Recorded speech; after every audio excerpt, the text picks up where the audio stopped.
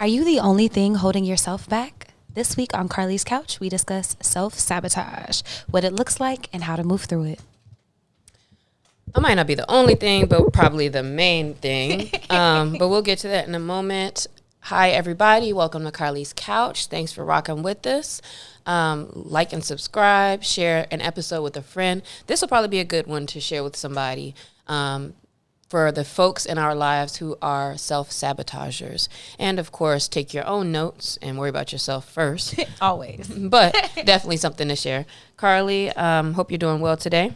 Man, I am. I'm feeling wonderful. We made it through camp. The sun is shining.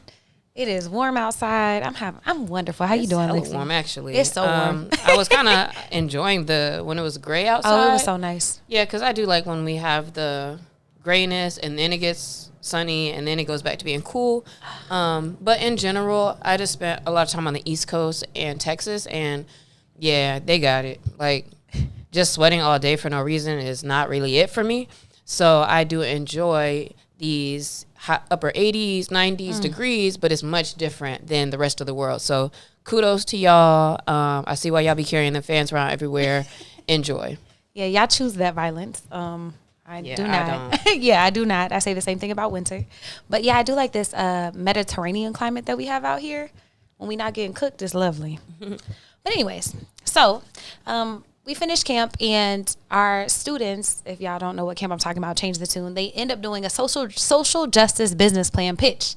And they win $500, like real doll hair. It's not like anything fake, not an Amazon gift card. You get money for a business idea to help make their community better, to help change the world. And we also require our staff to do the same thing. And so that's kind of where I got the idea for this episode. Is I was doing my presentation, and I was like, why haven't I done this yet? Like, it's just been something that I wanted to do. Like, what's holding me back? Wait, what Myself. presentation? Why would you have to do one? Because we're staff and we lead by example, so we all do one, and then they also win Like money making too. up your own project? Yeah, like whatever you want to do. Like one of the teachers wants, she's a chef, she wants to do cooking classes for after school. Like, what does that look like? She created a curriculum, did this. One of the other people wanted to create a program to help students find money to study abroad because she did it and it changed her life, and she is really passionate about that. And then our little junior interns, they're like sophomores in high school. They all had their own little business ideas of stuff they wanted to do. And then they also compete for real money. So y'all made everybody do it this year? No, we do it every year. It's every year. It's been a thing. But I know the kids do it, but... Oh, the adults too. Oh, okay. They usually do. And you just chose not to participate in the past. Well, I did, but Charlie, hopefully But you're not like watching teaching this and one. everything. Yeah. Like, But why would I want to do the work? Well, because, it helps us think through ideas of things you might want to do. Like, it might be like, oh, I do want to launch this course, or, oh, man, I do want to go do pottery in this country for whatever reason. Whatever your idea is to help make the world a better place. And what mine was, is I was thinking through all of my rituals and things that I enjoy. And I really like teaching people about the self-care products, like the room sprays and the oils and stuff. Love doing that. But like, what else does that look like? Like the forever flowers I'm working on. I want to do a little cafecito pop-up. There's a whole bunch of stuff. And so I created a little curriculum of stuff that I wanted to do. And I was like, what is keeping me from doing this? And I was like, oh, just myself. And so is this self-sabotage? I don't know. But that's kind of what sparked the episode. Okay. A little before I start dissecting your stuff. So self-sabotage in general, to the point, is and comes from a fear of disappointment. In that, whether it's subconscious or at the top of your conscious and you're very aware of it, it's you actively cutting your chances of moving forward with the thing or success with the thing because of something you are doing that is going to keep you in place or pull you back or keep you in circles, etc. So dive into that a little bit more on what self-sabotage is. Yeah, self-sabotage is, I like the word you said, actively, when you're actively not doing something that you want to do. So putting it an example in my project, I have these ideas. It's something that's kind of been in the back of my mind, but I haven't been working towards it. And so I've essentially been self-sabotaging because there's a mismatch between something I say I want to do versus what I'm actually doing to get it there. This is kind of, not that it's difficult, because I could definitely have this conversation on all right, cool, regular level, moving forward, self-sabotage, when we're messing things up for ourselves. And I also am kind of struggling because I'm overthinking a little bit, thinking about the ideas of that. You know, most of the time when we're not doing a thing, it's because we actually don't want to. And it makes me think about that. Like, I will focus more on, like, all right, what is it that I really want to do? Or why am I saying I don't want to do this? And then that's, like, kind of where I usually analyze to think about if there's something else for me to say I want, and or maybe that does help me to realize, like, oh, I really am self-sabotaging, and maybe I'm afraid to say that I actually want something, right? Like with money or something, for example, like everybody might be like, yeah, I want $1 million, but let's say you get an opportunity and, you know, you're like, but it's like, so do you really not want the $1 million, and or like you don't think you deserve it? Like, I feel like there's so many other parts to all of this that self-sabotage seems kind of like a broad term for just like you're just not living perfectly. That's what makes it kind of like layered to me. And it's absolutely layered and nuanced, and there's no one cut and dry answer. But I do like the thought of, like, is this something that I really want to do? Like, I say I want to do these pop-ups. I say I want to do these things. I could be lying and just saying I said that because, like, saying I want to do it because it sounds cool or to have something to tell people. But if I sit with myself long enough and I recognize, okay, I actually do want to do this thing, and then I realize that none of my actions are moving me towards that, then I would consider that self-sabotage. I think another, and that could be rooted in, like, I might not be worthy. I might not think people will show up. So I'm scared of, like, it being a failure. I don't know if I'm gonna make any money. It could be rooted in a bunch of different things. But if you sit with yourself long enough and you think you want to do a thing and you say you want to do a thing, but then you're not doing the thing, then I believe that that's self-sabotage. And then maybe there's like levels to the self-sabotage too, because to me, I also feel like there is some type of a difference between, I've had this idea, but I haven't started it, as opposed to, like, if somebody walked up to you, like Damon John or something, was like, Carlie, start your cafecito, I'm going to invest. And you were like, actually, I don't know. You know what I mean? Like that, to me, that's a clear, when it's like, bro, there's things that's trying to make this happen and you are actively messing it up. I think that's different than, I just haven't started, which is its own set of whatever, Yeah, absolutely. And that, I think, in of itself. But to your point, like my homeboy Pancho, my tattoo artist, he was like, yo, I got a space. Whenever you want to do a pop-up, it's free. What's up? Like, let's get it. And I haven't moved on that at all. Shout out to Pancho, and art is my drug.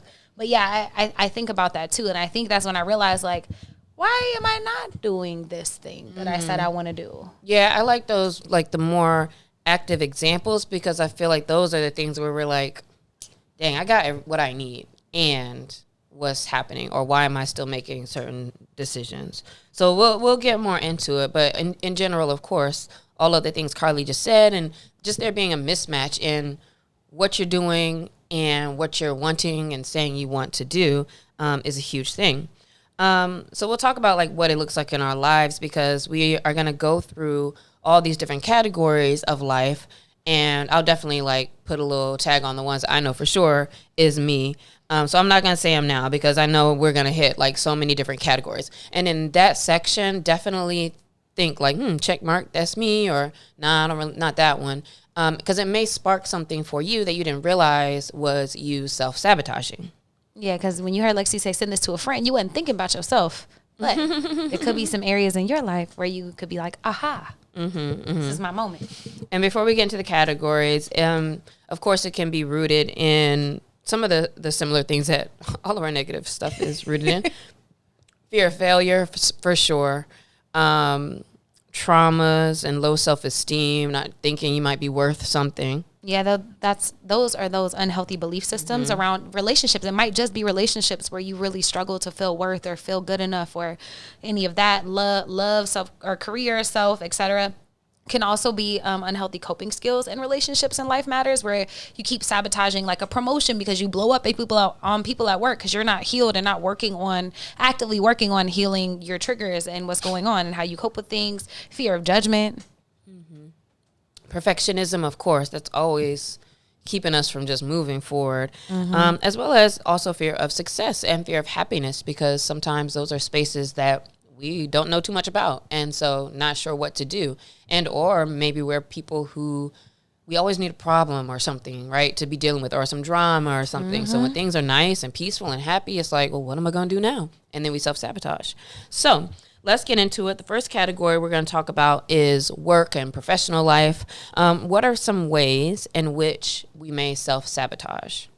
Overcommitting to a heavy workload, because then you're always going to be running on E. You're feeling like you're never getting anything done, and that just keeps you in this cycle of like losing, essentially. Also, when you focus on low priority tasks, we often talk about, and if you read self-help books or about time management, you often see things that say like start with the biggest things first, the most important things first. And yet I often fall victim because it just feels so good to get that email down to 0. And it's like, well, let me just go through all of these first and get that down. And or I love well, let me make my list first before I start doing the things. And I literally have been doing this the last 3 days and seeing first I made a list of all the stuff. Then I put like a 1, 2, 3, 4 to prioritize it. And then I still started at 6 because I was like, you know what, I'm going to just start there. And 1 and 2 barely just got done, later and not on time. And the whole time I was actually stressing about the 1 and 2 that I should have just did. And it's a whole thing of self-sabotage. In that same vein is overworking instead of taking a step back to see big picture what needs to get done. Like you're just showing up every day, and it's so easy to get caught up in the hustle and bustle. Oh, let me just survive, basically. But you're keeping yourself in that rat race because you're not taking a step back to focus on what's really important. And some of these, and that one especially, are connected with the self-care category later too, because there's sometimes where you need almost like a reset to be able to be like calm to back up, or to not feel like you have to be like in circles. But that's so important, because sometimes when you step back and just like are still for a minute, like it gets clear where you need to kind of focus. And now it feels like your efforts are actually moving you forward instead of you just running on a hamster wheel. Yep. And then the last one is procrastinating on important projects until the last minute, and then blaming the lack of time for your subpar results. Yeah, I don't think we need to say nothing else about that one. So in work, are you self-sabotaging? Probably. You're Yeah, let's move on. Yes, you are. Okay, next category is in relationships. Most of these are kind of like in romantic context, but of course this could be for any relationships. Number one, if you over-focus on negative interactions and under-focus on positive interactions and shared experiences, this is one of those things that it's so hard because it kind of can become a habit.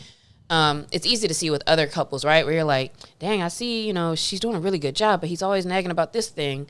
And you can tell they just don't see like the full picture. And yet also we don't be knowing what's going on in people's relationships, right? So like he really is still holding resentment from something from way back. And now, whatever it is, but it's like, dang, it's hard to have those fresh eyes once things are happening in relationships. And it's such a good opportunity to try to see with fresh eyes and appreciate and note things and celebrate those good things if you are in a committed relationship or in a space where you do want things to work and move forward. And that can be for platonic and familial relationships too. You got to give people space. If you're going to keep them in your life, you got to give them space to show up differently and to try to be curious and open to that. Another thing in relationships that could be self-sabotaging is you're ignoring red flags with your person and then using them later with resentment. I've done that, and that sucks because it's like that's really your self-sabotage. That's your fault. Next, going through a partner's phone, or one time I was on a partner's computer. Now everything's all connected, so it's like the little iMessage pop up, and the crazy part was, I was like, well, shoot, I'm here. Let me look at some stuff. I didn't even see nothing bad for real. But the fact that I kept looking, I was like, well, dang, like, what else is going on? Until I did see something a little bit. But in general, I was like, oh, it's not that crazy. But still, that was terrible to do. You shouldn't do. You should respect people's privacy and their stuff, which later I did apologize to, because I'm like, yeah, I was mad about something. But also it's like, that's not something you should be doing. And that's you looking for a reason to be upset. So it's never good to just look for evidence support bad, because quite frankly, what you look for is what you find. And while we're not saying be dumb and like ignore things that might be in your face, like you don't need to necessarily look for it. Yeah, because that's just amplifying that dysregulated nervous system. and creating chaos in your environment. That goes with like picking fights. Like if you come from chaos and you're not healed from that, you will inevitably create chaos anywhere that you go. And so making sure that at work, at home, with friends, whatever, that you are staying grounded and regulated with yourself. Another thing I see people do often is like they try to use as punishment, like withholding communication or huffing and puffing because you want to see if they care enough to like take extra steps. And it's just like, you're just doing too much. You're doing too much work. It's creating like a negative environment instead of just speaking to people and telling them what you need or how you feel or whatever, right? And these unhealthy like styles of communication, it's the type of things where it's like you feel like you're the victim, but like you're really being the bad guy. So stop that. I'm laughing because high school Carlie like left just to see if they would come try to chase after me. Anyways. Having unspoken expectations, so expecting things of your partner, friends, anybody, and not telling them and then getting mad at them or holding it against them or using it. See, they don't love me, but you never told them or asked for what you need, so how do they know? And then, of course, when you choose unavailable partners with the intent that you don't want to be vulnerable, it's like you're trying to cover your shadiness with somebody else's issue, and quite frankly, it's still a reflection of you. So really, in most relationships, the biggest thing to always think about is like, what am I doing? What can I be doing? And focusing on your reactions and how you're starting things, because you trying to blame things on another person is still like, well, a big thing is like when people kind of talk negatively about a partner or whoever that they let be in their lives. And it's like, well, how did they slip past the defenses to be there? Like, what is that saying about you that you need to be watching or paying attention to so that you don't have these type of people in your life? And I think that's the only thing you can kind of focus on is yourself in that way. And to hold yourself accountable for the fact that, like, it took me a long time to be able to actually say, like, oh, I'm unavailable. That's why I'm having fun. And granted, I was just having fun, but in the times that I feel like I was crushed or whatever, it's like, yeah, but you knew. And it took me a long time to realize I had reflecting the same issues as them. It's just that I chose people who were worse than me.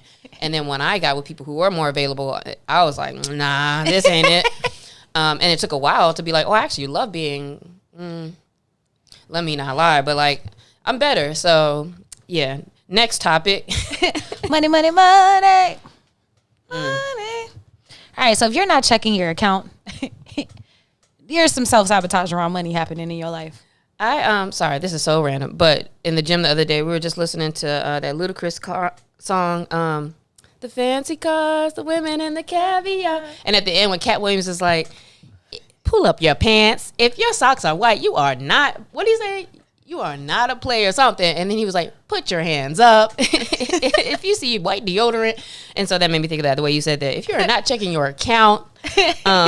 Problem. Yeah, you are self-sabotaging. Put them hands up. Yeah, avoiding any of these issues and avoiding knowing anything is going to be a big issue. Next, of course, I'm going to say both of these. Spending frivolously and spending impulsively are self-sabotage. I like to spend impulsively. As soon as it could just be somebody, they owe me a bet for $20. They send me $20. I'm immediately like, damn, what do I need to get off Amazon? Or I'll ask a brother, we need anything? Like, because I'm looking for something to spend on.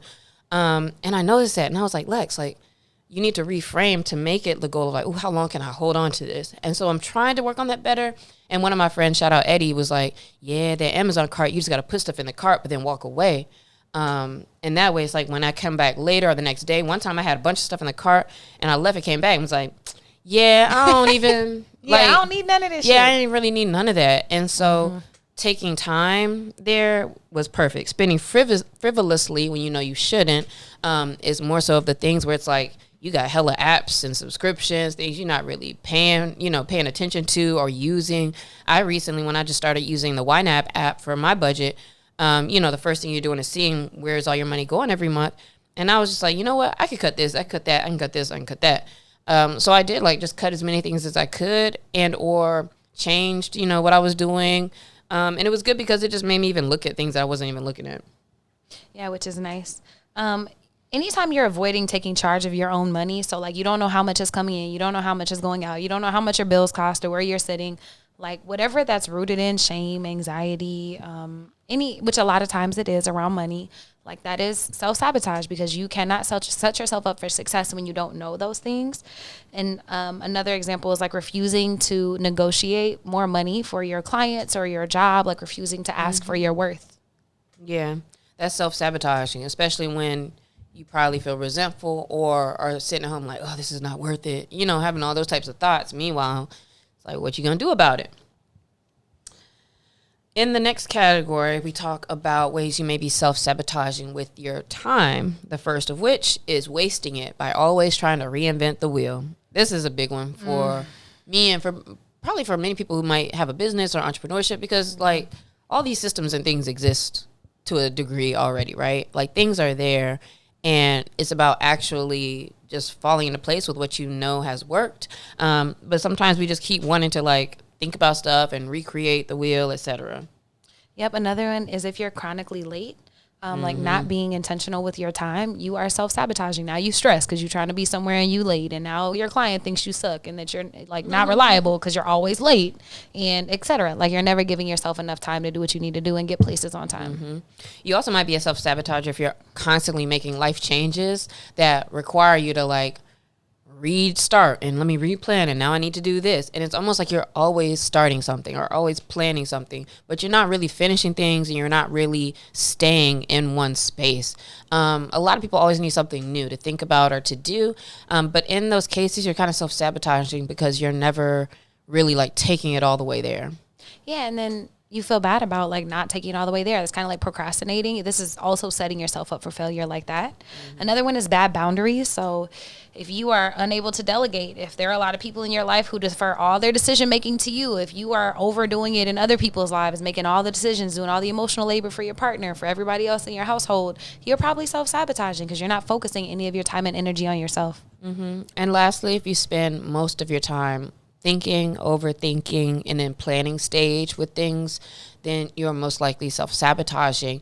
And it's really, really important that you get to action as soon as you can when it comes to, the projects or the ideas or whatever it is that you have.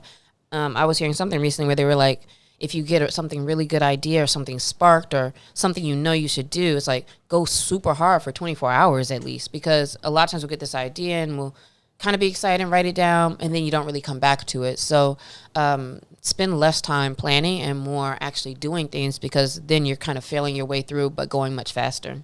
Yeah, super important. The next one is pleasure and self-care. And I think a big sign of self-sabotage here is you are not prioritizing the things that you need to be your best self. Getting enough rest, eating nutritious food, doing things that bring you joy, being able to take breaks until it's too late and you're burnt out.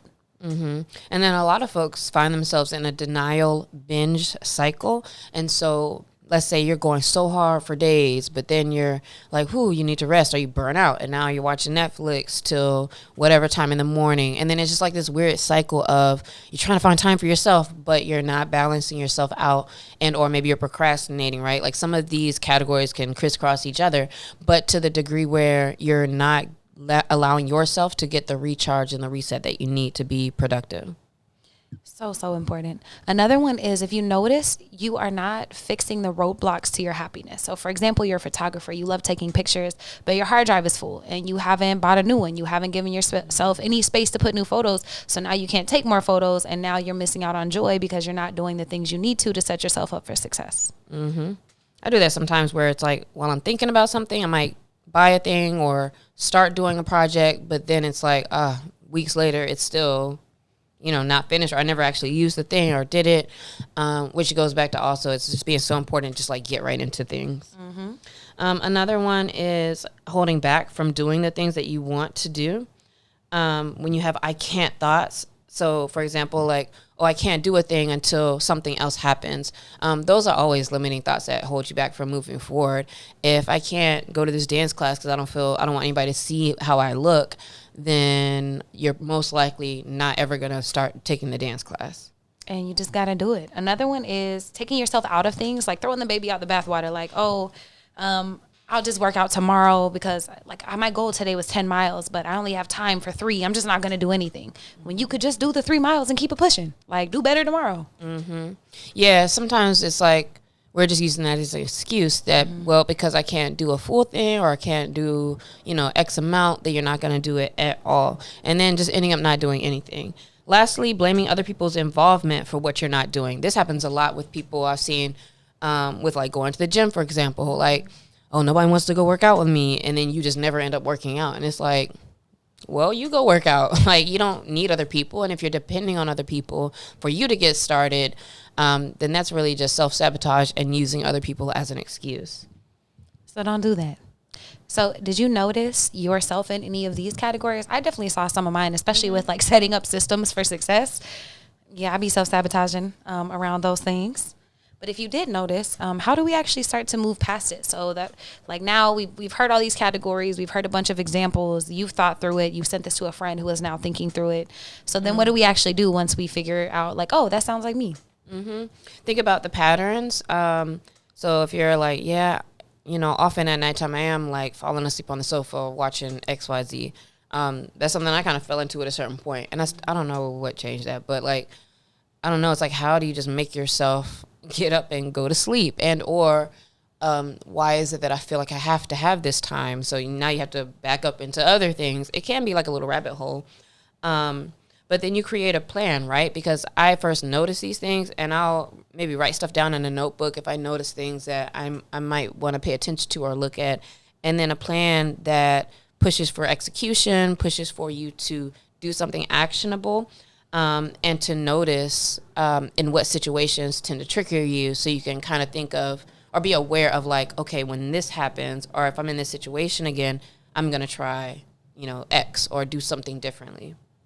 Yeah, I love that. So thinking about your patterns, so identifying triggers. If you know that by the end of the day, you're never going to go work out, stop trying to work out at the end of the day. Do it during your lunch break. Do it when you first wake up. If you know that doesn't work, stop doing things and then blaming it. That doesn't work. Yeah, just don't do that. I work out better in the afternoon. Like that's when my brain kind of needs a break anyways. It's great for me. It works for my schedule. I need to do that. If I wait until the evening, I'm like, ugh. I'll still do it, but I'm less likely to enjoy it or like be enthusiastic.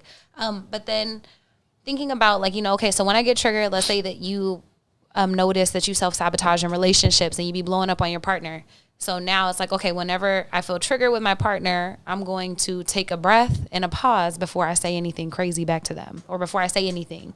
Like I'm just going to give myself a pause because you notice that you blow up on them a lot. Or before you nag, how about pause and ask a question or frame it in a different way, like starting to try to do things differently.